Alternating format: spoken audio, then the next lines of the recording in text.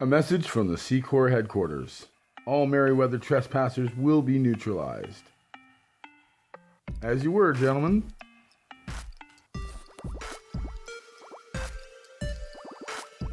SKULLZ Elite patriotically salutes Canadian and Allied forces around the world. Because they got the guns.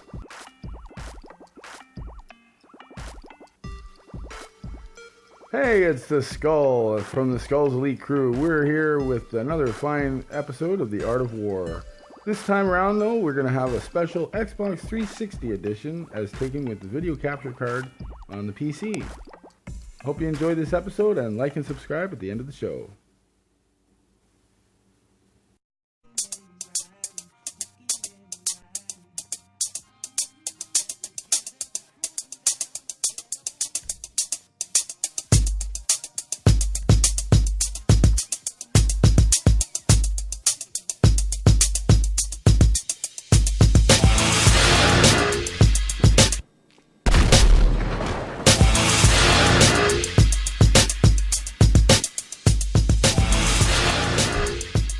The Art of War.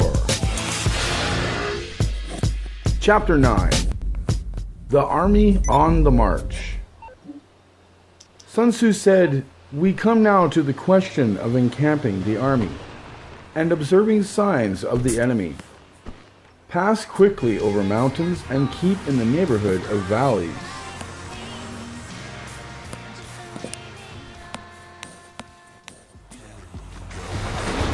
Camp in high places, facing the sun.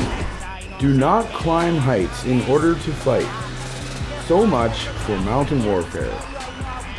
After crossing a river, you should get far away from it. When an invading force crosses a river in its onward march, it will be best to let half the army get across and then deliver your attack. If you are anxious to fight, you should not go to meet the invader near a river which he has to cross. Moor your craft higher up than the enemy and facing the sun. Do not move upstream to meet the enemy. So much for river warfare. In crossing salt marshes, your sole concern should be to get over them quickly without any delay. If forced to fight in a salt marsh, you should have water and grass near you, and get your back to a clump of trees. So much for operations in salt marshes.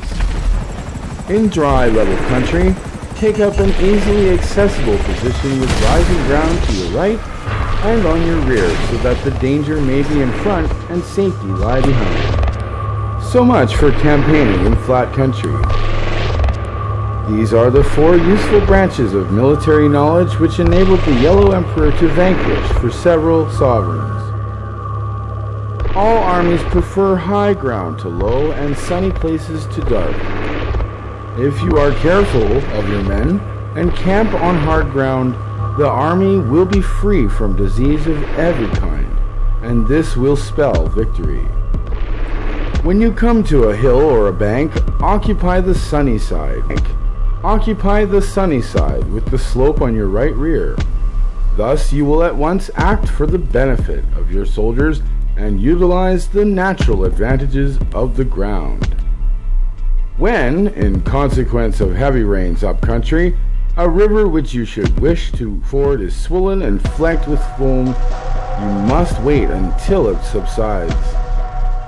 Country in which there are precipitous cliffs with torrents running between, deep natural hollows, confined places, tangled thickets, quagmires, and crevices, should be left with all possible speed and not approached.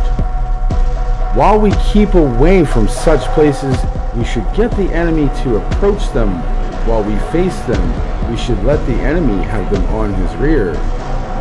If in the neighborhood of your camp there should be any hilly country, ponds surrounded by aquatic grass, hollow basins filled with reeds or woods with thick undergrowth, they must be carefully routed out and searched.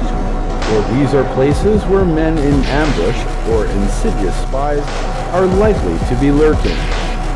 When the enemy is close at hand and remains quiet, he is relying on the natural strength of his position. When he keeps aloof and tries to provoke a battle, he is anxious for the other side to advance. If his place of encampment is easy of access, he is tendering a bait. Movement amongst the trees of a forest shows that the enemy is advancing.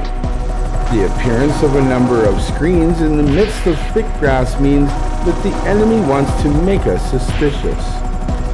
The rising of birds in their flight is the sign of an ambuscade. Startled beasts indicate that a sudden attack is coming. When there is dust rising in a high column, it is the sign of chariots advancing. When the dust is low but spread over a wide area, it betokens the approach of infantry.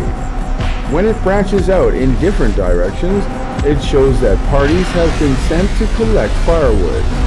A few clouds of dust moving to and fro signify that the army is encamping. Humble words and increased preparations are signs that the enemy is about to advance. Violent language and driving forward as if to attack are signs that he will retreat. When the light chariots come out first and take up a position on the wings, it is a sign that the enemy is forming for battle. Peace proposals unaccompanied by a sworn covenant indicate a plot. When there is much running about and the soldiers fall into rank, it means that the critical moment has come. When some are seen advancing and some retreating, it is a lure. When the soldiers stand leaning on their spears, they are faint from want of food. If those who are sent to draw water begin to drink themselves, the army is suffering from thirst. If the enemy sees an advantage to be gained and makes no effort to secure it, the soldiers are exhausted. If birds gather on any spot, it is unoccupied. Clamor by night betokens nervousness. If there is disturbance in the camp, the general's authority is weak.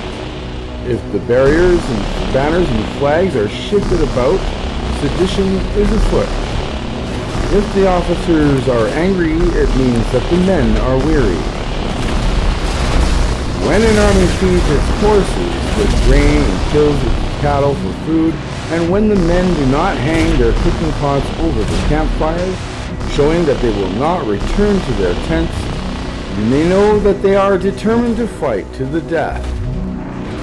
The sight of men whispering together in small knots or speaking in subdued tones points to dissatisfaction amongst the rank and file.